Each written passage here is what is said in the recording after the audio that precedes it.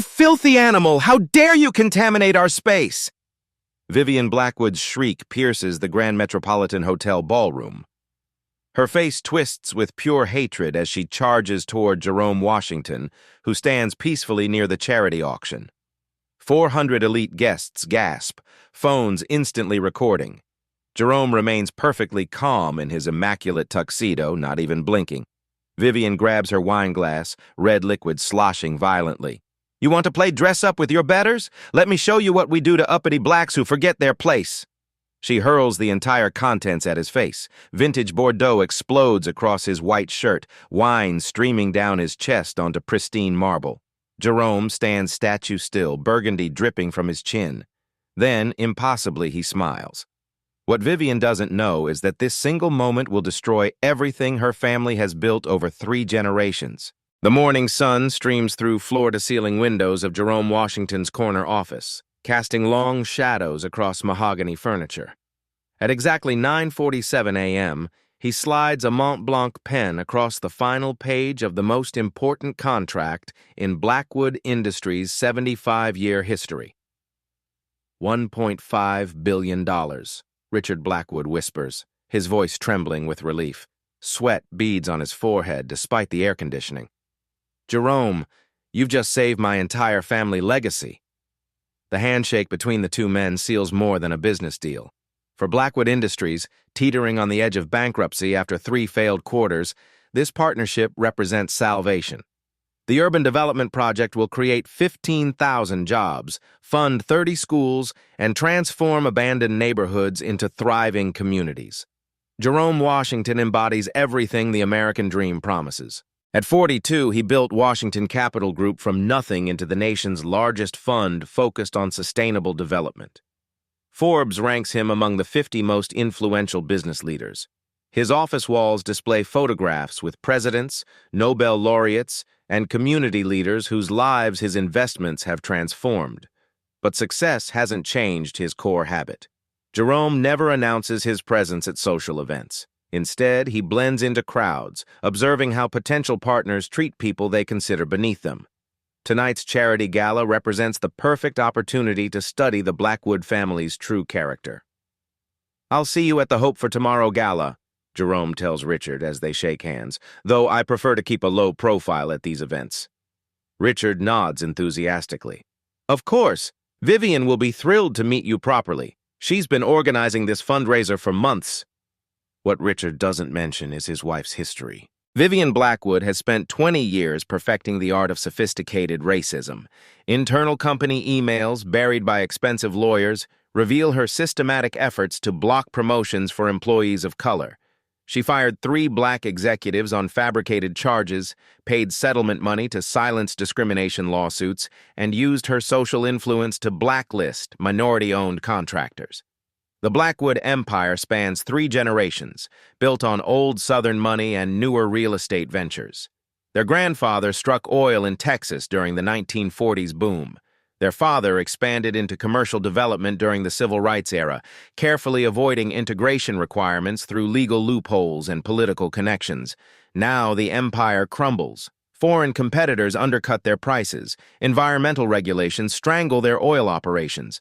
Most devastating of all, younger investors demand corporate social responsibility. Companies with poor diversity records lose access to major pension funds and institutional investors. Richard has mortgaged everything. The family mansion in the Hamptons carries a $15 million lien. Their yacht sits at the marina, payments 3 months behind. Private school tuition for their twin daughters remains unpaid. Without Jerome's partnership, Blackwood Industries will file for bankruptcy within 6 months. The irony cuts deep. The very communities Vivian has spent decades excluding now hold the key to her family's survival.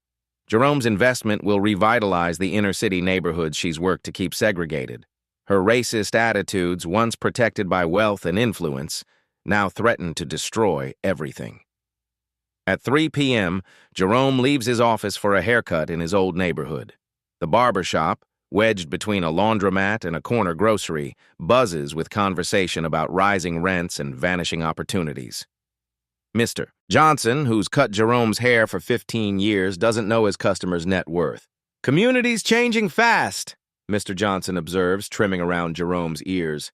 Young folks can't afford to stay. Families have been here for 50 years getting pushed out by developers. Jerome listens without revealing that tonight's charity gala will fund programs designed to address exactly these problems. The Blackwood Partnership will create affordable housing, job training centers, and small business loans. If everything proceeds as planned, Mr. Johnson's neighborhood will benefit immensely. But Jerome has learned that character reveals itself in unguarded moments. Tonight, attending the gala anonymously, he'll observe how the Blackwood family treats people they don't recognize. Their behavior will determine whether this partnership continues or dies before it begins. The hope for tomorrow.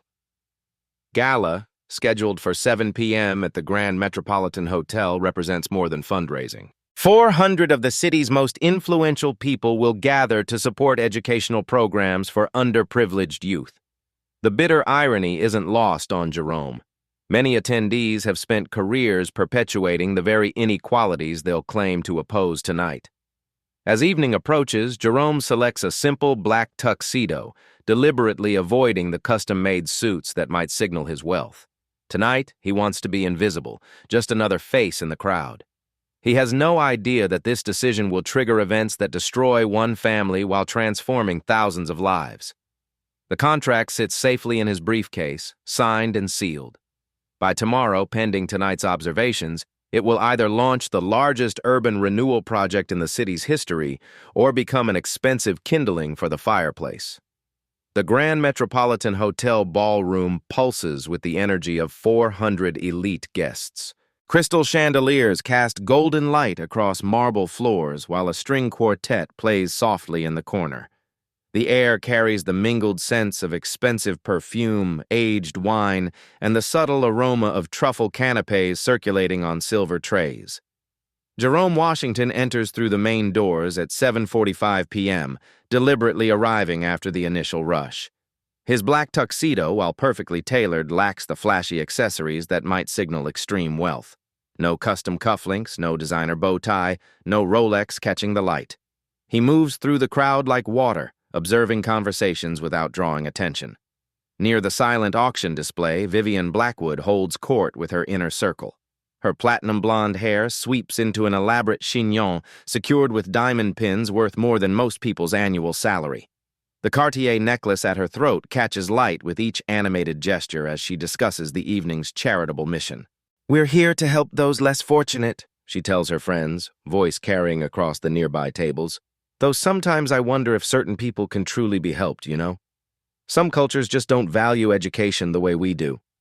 Her companions nod knowingly, wine glasses tilting in agreement. These conversations happen at every charity gala, Jerome notes. The wealthy discuss poverty like a distant curiosity, never acknowledging their role in perpetuating the systems they claim to want to fix.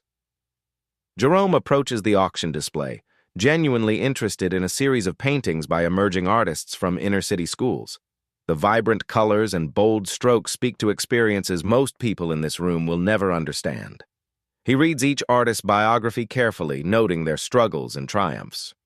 "The technique in this piece shows remarkable emotional depth," he comments to an elderly woman examining the same painting. "The way the artist uses shadow and light creates such powerful contrast."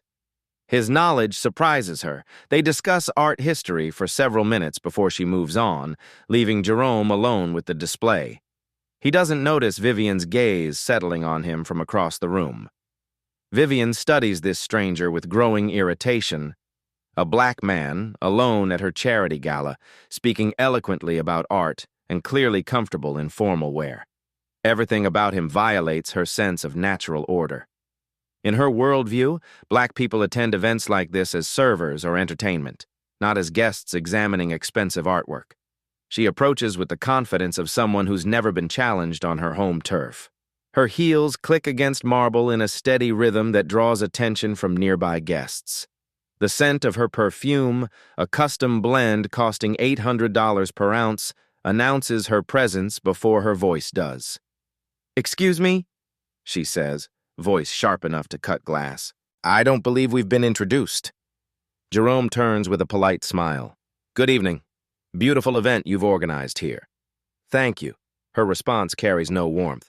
I'm curious, though. I know everyone who should be here tonight. Did someone invite you as their guest? The question hangs in the air like smoke. Nearby conversations pause as people sense tension developing. Jerome maintains his calm expression, recognizing the trap being set. I received an invitation, he replies simply. The cause seemed worthy of support. Vivian's eyes narrow. The non-answer confirms her suspicions. An invitation? That's interesting. You see, I personally approved every name on our guest list. I'm quite certain I would remember approving. She pauses, looking him up and down. Someone like you. The phrase, someone like you, carries centuries of coded meaning. Jerome feels the familiar weight of assumptions, the casual cruelty of prejudice wrapped in polite language. Around them, guests pretend not to listen while straining to catch every word. Perhaps there was an oversight, Jerome suggests, still maintaining his diplomatic tone. An oversight? Vivian's voice rises, attracting more attention. The only oversight here is whatever confusion allows you to think you belong in this room. She signals to a nearby server, a young black woman carrying champagne flutes. Excuse me, dear, is this man with your catering company? He seems to have wandered away from the kitchen. The server looks confused and slightly frightened. No, ma'am, I don't know him. Vivian turns back to Jerome with triumph gleaming in her eyes. Just as I thought. Security. Her voice carries across half the ballroom now. We have someone here who doesn't belong. Jerome remains perfectly still as conversations die throughout the room. Phones emerge from purses and jacket pockets. The charity gala transforms into a theater, with Jerome cast as the unwilling star of Vivian's performance. I think there's been a misunderstanding, Jerome says calmly. Perhaps we could discuss this privately. Privately? Vivian laughs, the sound sharp and unpleasant. Oh no, I think everyone here deserves to see what happens when people try to infiltrate spaces they haven't earned access to. She moves closer, close enough that her perfume overwhelms his senses. Let me make something very clear to you, boy. This isn't some community center or welfare office. This is an event for people who actually contribute to society, not people looking for handouts. The word boy strikes like a physical blow. Jerome's jaw tightens slightly, the first crack in his composed facade. Around them, guests shift uncomfortably, some pulling out phones to record while others back away, unwilling to be associated with the escalating confrontation. You want to know what I think? Vivian continues, emboldened by the growing audience. I think you saw this event advertised somewhere and decided to try your luck. Maybe you thought you could blend in, steal some silverware, or con some wealthy widow out of her jewelry money. Her voice grows louder with each accusation. But we see through people like you. We know exactly what you are and where you come from. You can put on a fancy suit and try to speak properly, but underneath, you're still just another... She catches herself before saying the word, but it hangs in the air anyway, understood by everyone present. Jerome's hands remain clasped behind his back, his posture perfect despite the verbal assault. Mrs. Blackwood, he says quietly, I think you might want to reconsider your approach here. Reconsider? She grabs a wine glass from a passing server, the crystal stem trembling slightly in her grip. The only thing I'm reconsidering is why security hasn't removed you yet. Two security guards approach hesitantly, uncertain how to proceed given Jerome's calm demeanor and obvious education. They stop several feet away, waiting for a clear direction. You know what your problem is? Vivian continues, wine sloshing in her glass. You people always think you can just walk into places you don't belong. You see successful people living successful lives, and instead of working to improve yourselves, you try to take shortcuts. The string quartet has stopped playing. 400 guests watch in silence as Vivian's mask of civility completely dissolves. Let me teach you something about respect, she says, raising the wine glass high above her head. The vintage Bordeaux catches the light like liquid rubies. This is what happens to animals who don't know their place. The wine arcs through the air in a perfect crimson stream, striking Jerome's white shirt and spreading across the expensive fabric like spilled blood. Drops scatter onto the marble floor, creating a pattern that will be photographed and shared millions of times before morning. Jerome doesn't flinch. He doesn't raise his hands to block the wine or step backward to avoid the splash.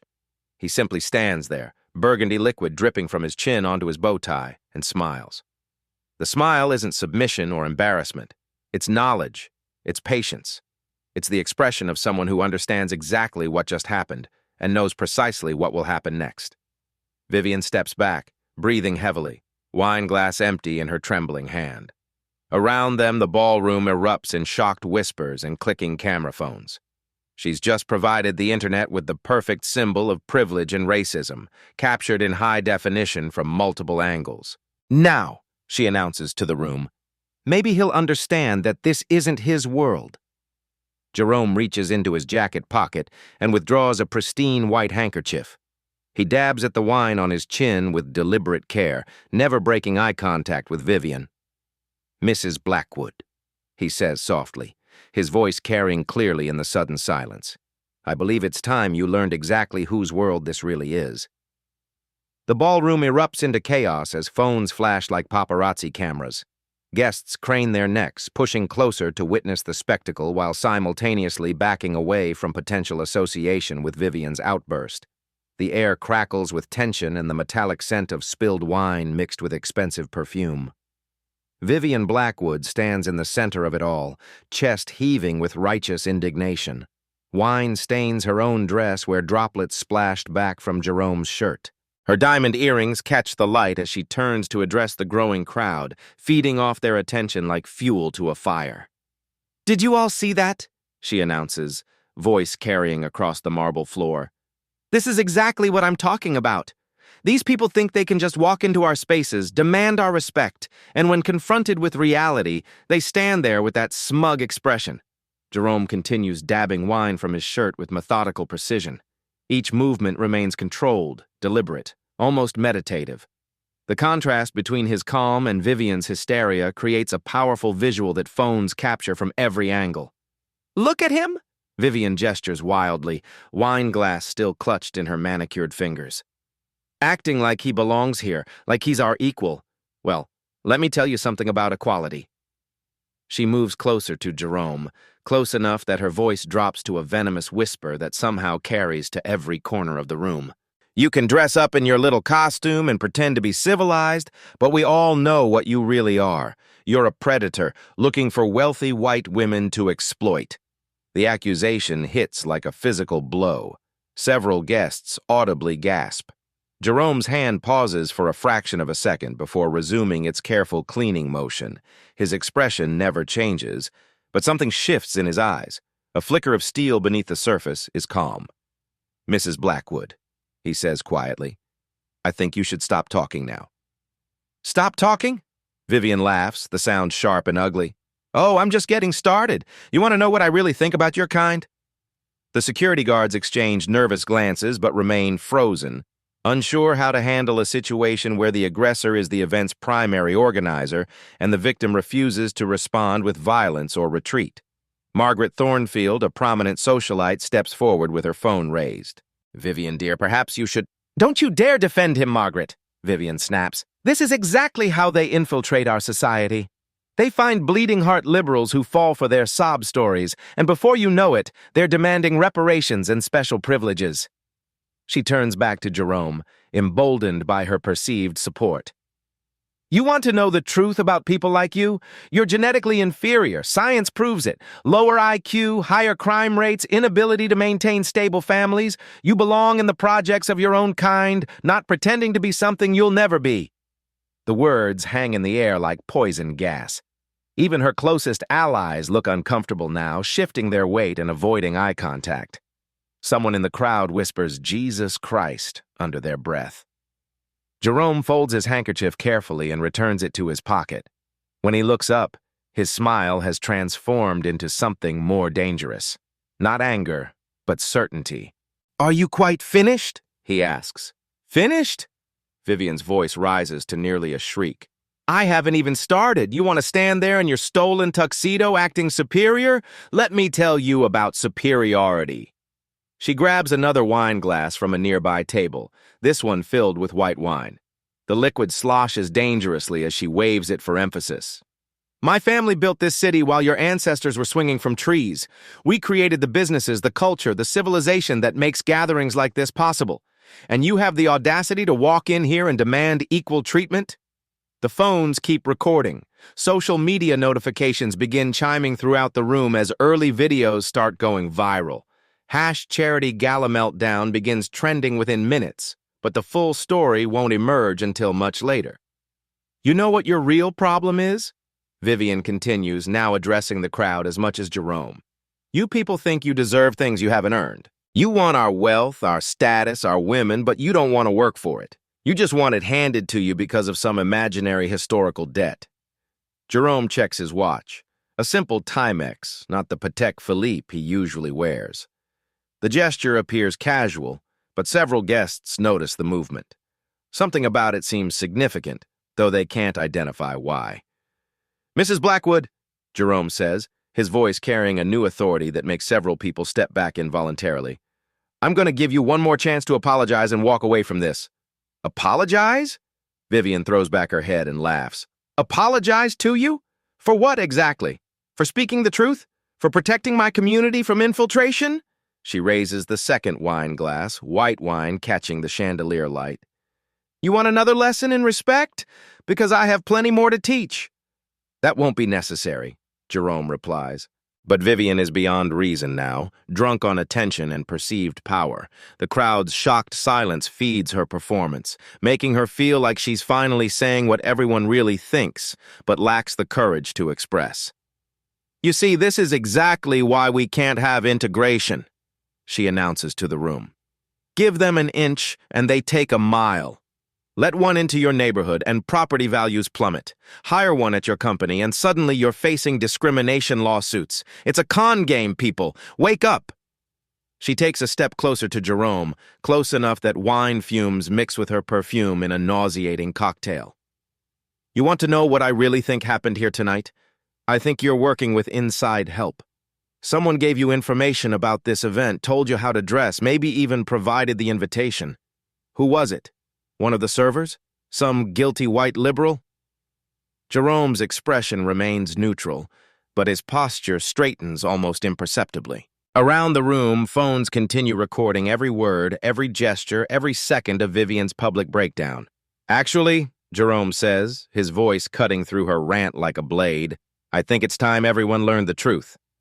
Vivian pauses mid-gesture, wine glass frozen halfway to throwing position. Something in his tone penetrates her alcohol-fueled rage. For the first time since the confrontation began, uncertainty flickers across her face. The truth? She repeats, voice slightly less certain.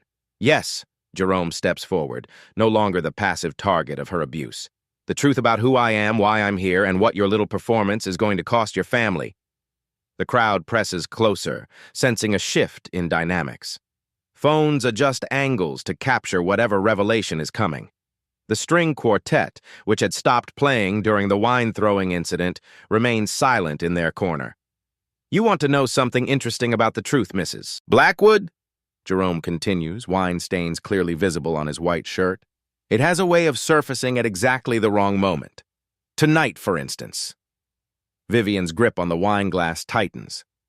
What are you talking about? I'm talking about the fact that you just destroyed your family's future with a glass of wine and a mouthful of hatred. The words carry an authority that silences the remaining whispers. 400 guests lean forward, collectively holding their breath. Destroyed our future? Vivian attempts to laugh, but the sound comes out hollow. You're delusional. You're nobody. You're nothing. Jerome removes his phone from his jacket pocket. The simple gesture sends ripples of anticipation through the crowd. Whatever he's about to reveal, everyone senses it will change everything. Mrs. Blackwood, he says, finger hovering over the screen. Let me introduce myself properly. The ballroom falls completely silent except for the soft hum of air conditioning and the distant sound of traffic 20 floors below. Even the servers have stopped moving, trays balanced in their hands as they wait for the revelation that will transform this charity gala into international news. Vivian's face has lost its flush of righteous anger, replaced by a growing pallor as she begins to suspect that her victim might not be as powerless as she assumed. My name, Jerome says clearly, his voice carrying to every corner of the room, is Jerome Washington. He pauses, letting the name hang in the air. A few guests stir with recognition, but most wait for clarification. And this morning, he continues, your husband and I signed a contract worth $1.5 billion. The wine glass slips from Vivian's fingers, shattering against the marble floor in a spray of crystal and Chardonnay that mixes with the earlier red wine stains. The sound echoes through the ballroom like a gunshot, marking the exact moment when privilege and prejudice collided with consequence. The shattered wine glass fragments catch the chandelier light like scattered diamonds across marble. Vivian Blackwood stares at Jerome Washington, her face cycling through confusion, disbelief, and dawning horror. The name echoes in her mind, connecting slowly to Forbes articles, business magazines, and conversations she'd overheard at country club dinners. Jerome Washington, she whispers, voice barely audible above the collective intake of breath from 400 guests. CEO and chairman of Washington Capital Group, Jerome continues, his tone now carrying the unmistakable authority of someone accustomed to commanding boardrooms and moving billions of dollars with a signature. Perhaps you've heard of us. We specialize in urban development and community revitalization. The transformation is instantaneous. Jerome doesn't change his posture or raise his voice, but power radiates from him like heat from a furnace. The wine-stained shirt becomes irrelevant against the force of his presence. Guests who moments ago watched his humiliation now recognize they're witnessing the systematic destruction of one of the city's most prominent families. Margaret Thornfield drops her phone, the device clattering against marble as she gasps. "Oh my God, Vivian, that's Jerome Washington. He was on the cover of Fortune last month." Vivian's knees buckle slightly. She grabs a nearby table for support, knocking over flower arrangements that crash to the floor in cascades of orchids and baby's breath. The scent of crushed flowers mingles with wine and fear sweat. "No," she breathes, shaking her head frantically. "No, that's impossible. You're black," Jerome supplies helpfully. "Yes, Mrs. Blackwood, I am. And apparently, in your worldview, that makes me incapable of building a multi-billion-dollar investment firm focused on exactly the kind of community development your husband's company desperately needs to survive." The crowd presses closer, phones capturing every second of Vivian's meltdown. Social media notifications explode across the room as early videos reach viral velocity. #Blackwood Winegate trends nationally within minutes, though few viewers yet understand the full magnitude of what they're watching.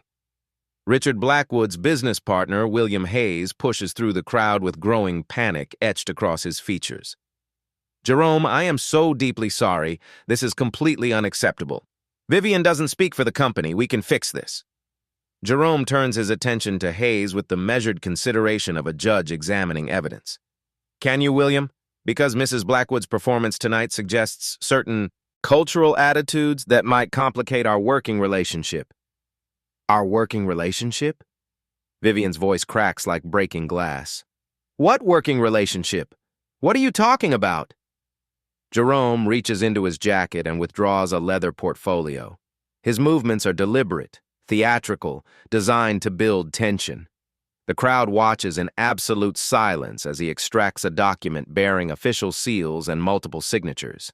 "This morning at 9:47 a.m., your husband and I finalized the largest partnership agreement in Blackwood Industries history," Jerome explains, holding the contract where everyone can see it. $1.5 billion in development funding, 30,000 jobs, 50 schools and community centers. He pauses, letting the numbers sink in before delivering the killing blow. "The project was designed to revitalize exactly the kind of communities you believe I crawled out of, Mrs. Blackwood.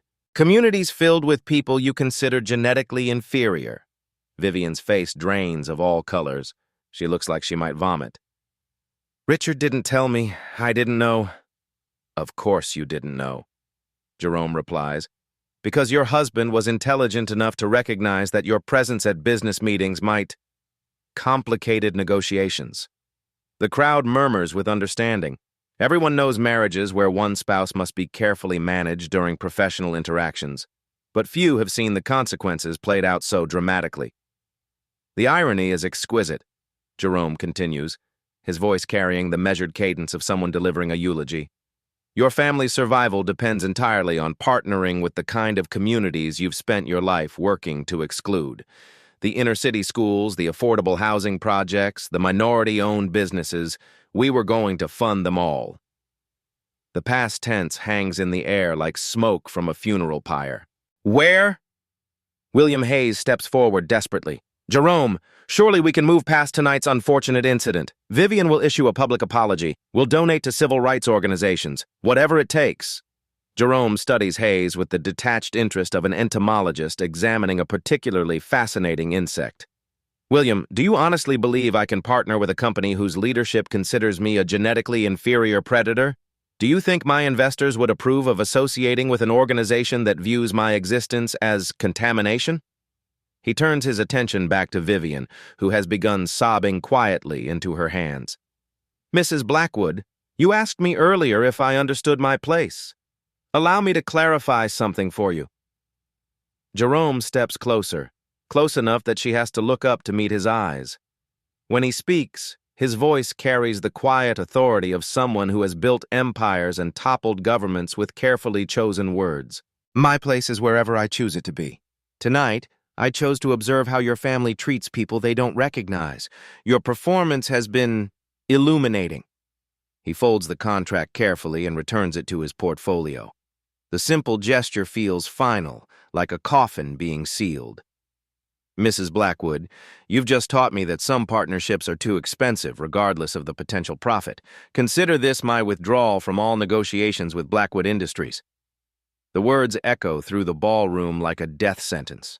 400 guests watch in stunned silence as a glass of wine and 15 minutes of racist ranting destroy a business empire that took 3 generations to build. Vivian collapses into a nearby chair, her diamond earrings catching light as she sobs. Around her, the Hope for Tomorrow charity gala transforms into a wake for everything she thought she understood about power, privilege, and place.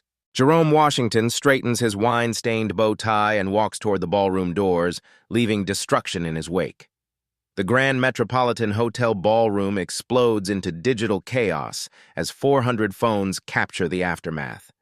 Margaret Thornfield's hands shake while uploading video to Instagram, her diamond bracelet catching light with each frantic tap. Did that really just happen?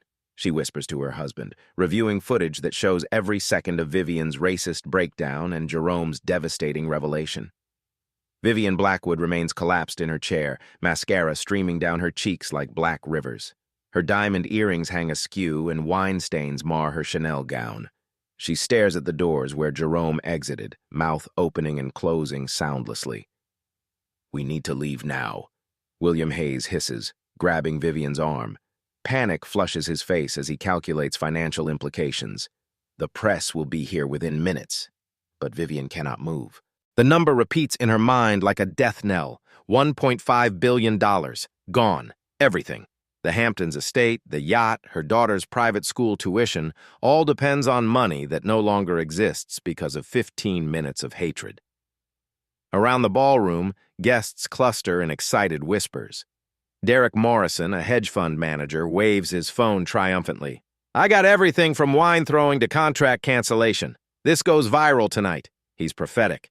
Within 20 minutes, #Vivian Blackwood racist trends globally on Twitter. TikTok videos dissecting the confrontation accumulate millions of views. News outlets bombard the hotel with interview requests. TMZ publishes first at 9:23 p.m. Billionaire CEO humiliated at charity gala. Business partner's wife dumps wine, calls him genetically inferior. The article features crystal-clear photos of wine cascading down Jerome's shirt, his expression calm and knowing. CNN followed at 9:45 p.m. with breaking news. Racist attack at elite gala costs company $1.5 billion contract. Network crews race toward the hotel and Blackwood residence. Richard Blackwood receives the devastating call at 10:15 p.m. while preparing for bed, already dreaming of tomorrow's partnership announcement. His business manager's voice trembles. Richard, check the internet immediately. Vivian, Christ, I can't explain this. Blood drains from Richard's face as he scrolls through video after video. Each clip shows the same sequence. Racist accusations, wine assault, Jerome's revelation, contract death. Comment sections explode with outrage and predictions of corporate collapse. Jesus Christ, Vivian, he whispers, chest pains radiating down his arm. What have you done? Financial reality crystallizes with terrifying clarity. Without Jerome's investment, quarterly debt obligations become impossible. The Hamptons house faces foreclosure within 60 days. Yacht, art collections, Manhattan penthouses, everything must be liquidated immediately. At Washington Capital Group headquarters, Jerome's crisis team works through the night. Communications Director Sarah Lane coordinates media responses while monitoring social sentiment. "Sir, the response is overwhelmingly supportive," she reports during a midnight call. "You're being called a hero for exposing corporate racism. #Jerome Washington dignity trends alongside Blackwood tags."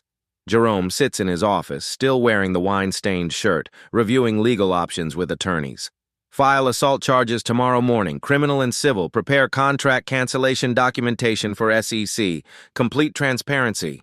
International outlets pick up the story by 2 a.m. BBC headlines: American CEO's racist attack destroys billion-dollar deal. Deutsche Welle analyzes the incident as persistent American inequality symbolism. Hotel staff clean wine stains from marble while reporters camp outside, interviewing departing guests. Security footage becomes evidence in what lawyers predict will be the most watched discrimination case in recent history. Vivian finally leaves at 3:17 a.m. through a service entrance, face hidden behind oversized sunglasses despite darkness. Her silence to waiting reporters only amplifies the story's devastating impact. Stock futures for Blackwood Industries plummet 60% in after-hours trading. Investment firms begin emergency reviews of all partnerships. Credit agencies place the company on negative watch for immediate downgrade. Employee phones buzz with concerned messages from family and friends who recognize the company name in viral videos. Several executives draft resignation letters, unwilling to be associated with the scandal. Religious leaders, civil rights organizations, and political figures issue statements condemning Vivian's behavior while praising Jerome's dignified response. The incident becomes a teaching moment about racism's real-world consequences. Social media analysis shows the story reaching over 50 million people within 6 hours. International audiences share translations in dozens of languages, making Blackwood synonymous with entitled racism worldwide. By dawn, the charity gala that was supposed to celebrate hope and community support has become ground zero for the most spectacular corporate self-destruction in modern history. A glass of wine and 15 minutes of hatred destroyed everything the Blackwood family spent 75 years building, while transforming Jerome Washington from successful businessman into an international symbol of grace under racist attack. The financial markets will deliver their verdict in exactly 4 hours. The opening bell at the New York Stock Exchange triggers a financial bloodbath that will be studied in business schools for decades. Blackwood Industries stock opens at $47 per share and plummets to $8 within the first hour of trading. The electronic ticker displays the carnage in real time as algorithmic trading systems dump shares faster than human traders can process the devastation. "Trading halted," announces CNBC's Jim Cramer, his voice heavy with disbelief. "Blackwood Industries down 83% on volume 20 times normal. I've never seen anything like this. A wine glass literally destroyed a Fortune 500 company overnight." Richard Blackwood sits in his corner office, chest tight with cardiac stress, watching his life's work evaporate in digital displays. His assistant frantically fields calls from reporters, creditors, and panicked board members. The Hamptons mansion already has a foreclosure notice taped to the front gate, photographed by reporters and shared across social media. At 10 a.m. sharp, Jerome Washington arrives at Blackwood Industries headquarters for the contract cancellation meeting. A crowd of protesters has gathered outside, holding signs reading "Dignity Wins" and "Jerome for President." News vans line the street like vultures, satellite dishes extended toward heaven as if praying for more carnage. The boardroom atmosphere feels funeral-heavy when Jerome enters. 12 board members sit around the mahogany table, their faces carrying the haunted expressions of people watching their retirement savings dissolve in real time. Richard's hands shake as he attempts to stand, sweat beading despite the air conditioning. "Jerome, please," Richard begins, his voice cracking with desperation. "What happened last night? Vivian doesn't represent our company values. We can fix this. I'll divorce her if necessary. I'll donate my entire personal fortune to civil rights organizations." Jerome places his leather portfolio on the table with deliberate precision. The sound echoes in the silence like a judge's gavel. "Richard, Your wife didn't create these attitudes overnight. Her behavior reflects cultural patterns that run much deeper than individual prejudice. He opens the portfolio and withdraws the signed contract, its pages crisp with morning freshness.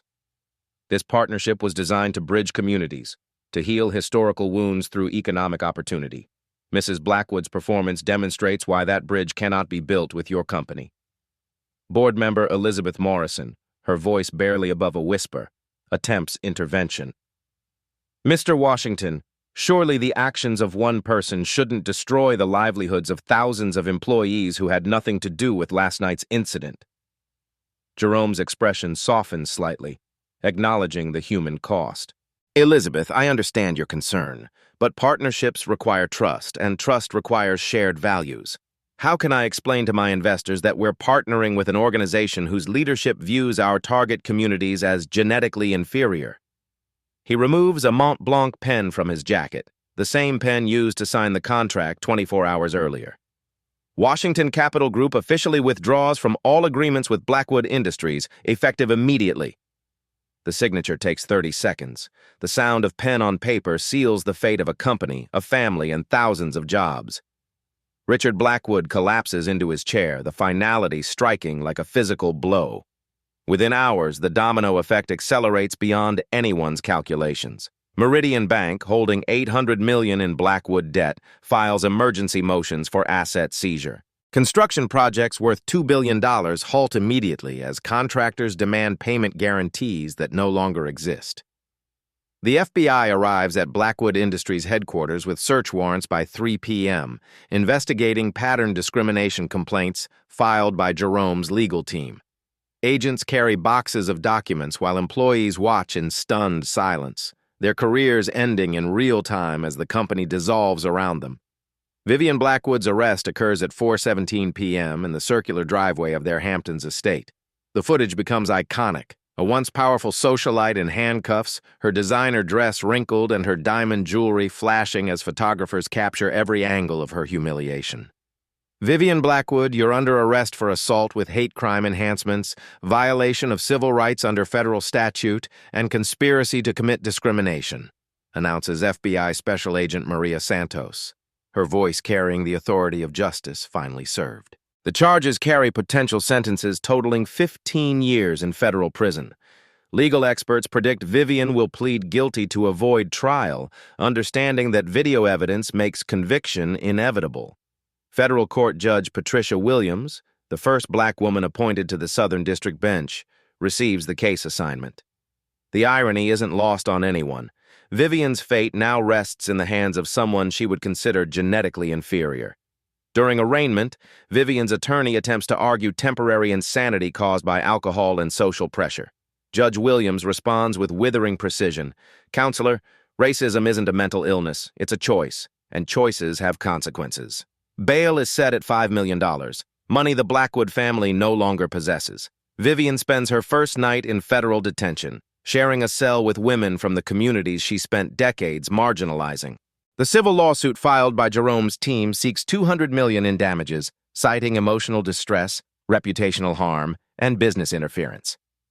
Legal precedent strongly favors the plaintiff, especially given crystal-clear video evidence of the assault. Congressional attention arrives when Representative Alexandria Ocasio-Cortez tweets the video with commentary. This is what systemic racism looks like in 2024. Vivian Blackwood said out loud what too many think silently. Jerome Washington CEO's dignity in the face of hatred shows us the way forward. The House Judiciary Committee announces hearings on corporate accountability and discrimination patterns in American business. Jerome receives an invitation to testify as the lead witness, an opportunity to transform personal assault into systemic change. Media coverage explodes internationally. The Guardian's headline reads, "American Dream Meets American Nightmare: How Racism Destroyed a Business Empire." Le Monde analyzes the incident as symbolic of persistent American social stratification. Corporate America responds with emergency diversity audits. Companies scramble to review hiring practices, board composition, and cultural training programs, terrified of becoming the next Blackwood Industries. The yacht sold at auction for $30 million, well below market value due to scandal. The Hamptons estate brings $42 million, enough to partially satisfy creditor demands, but leaving the family essentially homeless. Richard Blackwood suffers a massive heart attack on day 3 of the crisis, requiring emergency surgery and 3 weeks of intensive care. Medical bills consume remaining assets, leaving him dependent on Medicaid, a program his family once opposed as socialist welfare. Employee lawsuits multiply daily as former workers seek compensation for sudden unemployment. Class action attorneys identify patterns of discriminatory practices dating back decades, exposing systematic exclusion of minority contractors and employees. The speed of destruction astounds business analysts. Harvard Business School professor Michael Porter calls it the fastest corporate collapse in modern history, triggered not by market forces or technological disruption, but by moral bankruptcy exposed in real time. Jerome Washington emerges from the wreckage not just victorious, but transformed into a symbol of dignity conquering hatred. Speaking requests pour in from universities, corporations, and international organizations seeking to understand how grace under assault can trigger such profound change. The Blackwood name, once synonymous with power and prestige, becomes shorthand for the consequences of racism in the modern era. Business schools develop case studies examining how social media amplifies corporate misconduct, making traditional damage control strategies obsolete. Justice arrives not through revenge, but through exposure. Vivian Blackwood's 15 minutes of hatred create lasting consequences that extend far beyond one family's destruction, forcing America to confront uncomfortable truths about privilege, prejudice, and the price of both. Sunlight streams through windows of the Washington Center for Dignity and Justice, illuminating faces of every color bent over computers and textbooks. The building that once housed Blackwood Industries now pulses with transformation energy, marble floors echoing with conversations in multiple languages. Jerome Washington watches teenagers from East Baltimore present urban planning proposals to city officials. Their confidence radiates through suits purchased with scholarship funds from Vivian Blackwood's $200 million settlement. Mr. Washington? Aisha Thompson, 17, approaches with architectural drawings. The community center design is ready. Jerome examines her work with admiration. Clean lines, sustainable materials, spaces for education and celebration. Exceptional work, Aisha. MIT will be lucky to have you next fall. The irony strikes daily. Vivian's hatred inadvertently funded dreams she tried to destroy. Settlement money created scholarships for 500 students, funding for 200 minority businesses, and affordable housing loans transforming neighborhoods. Across town, Vivian emerges from her literacy center shift, completing court-mandated community service. Federal prison changed her profoundly, sharing cells with women whose children attend schools she helped fund, working alongside people she once considered inferior, learning their stories. Richard Blackwood teaches business ethics at Baltimore Community College, using his family's destruction as a moral bankruptcy case study. Students listen intently as he dissects how prejudice poisoned decisions until destroying everything. The wine glass moment wasn't our downfall's beginning, he tells evening classes. It revealed our true values to the world. Ripple effects continue expanding. The Blackwood Act, signed 6 months ago, requires federal contractors to undergo annual bias audits maintaining diversity standards. Non-compliant companies lose billions in government business. Jerome's congressional testimony sparked nationwide discussions about systemic business racism. His calm recounting, contrasted with assault video evidence, created undeniable narratives about dignity triumphing over hatred. True justice isn't about punishment, Jerome reflects, addressing Harvard Business School audiences. It's about transformation. We converted one family's exclusionary wealth into inclusion tools. Hatred became hope. Settlement funds continue generating change. Scholarship recipients graduate from top universities. Funded businesses employ thousands. Housing projects shelter families who dreamed of ownership. Corporate America permanently changed. Diversity requirements become standard. Social media accountability reshapes executive behavior. The Vivian effect warns against casual racism's devastating consequences. The Washington Center stands as a monument proving great evil can generate greater good when people choose courage over comfort, justice over revenge, transformation over destruction. Daily we face choices, Jerome tells viewers during final interviews. Prejudice or understanding, hatred or dignity, destruction or transformation. Vivian chose hatred and destroyed her legacy. I chose dignity and built something better. The camera pulls back, revealing hundreds of students, entrepreneurs, families whose lives changed because one man refused letting racism define his response. Your choices matter beyond imagination. Witnessing injustice, will you stay silent or speak truth? Holding power, will you exclude or include? Facing hatred, will you respond with hatred or something better? One glass of wine, 15 minutes of hatred, billions redirected from perpetuating inequality toward eliminating it. What started with wine stains became a blueprint for transformation. When someone shows you their worst, you can choose to show them your best. Legal precedent transforms discrimination law. The Blackwood case becomes a textbook study demonstrating how modern technology amplifies both prejudice and justice. International recognition follows. Jerome receives humanitarian awards, speaking at global forums about dignity conquering hatred through strategic response rather than emotional reaction. This story proves change is possible. If you believe dignity defeats hatred, subscribe and hit notifications. Share with someone who needs hope. Comment below. Have you witnessed discrimination? How did you respond? Your story could inspire courage in others. Follow for more stories about ordinary people creating extraordinary change. Every small act of courage creates ripples becoming waves. My challenge? What will you do next time you see injustice? Will you scroll past or stand up? The choice starts with your next action.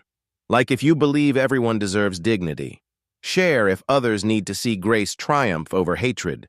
Subscribe to join the solution. What legacy will your choices create?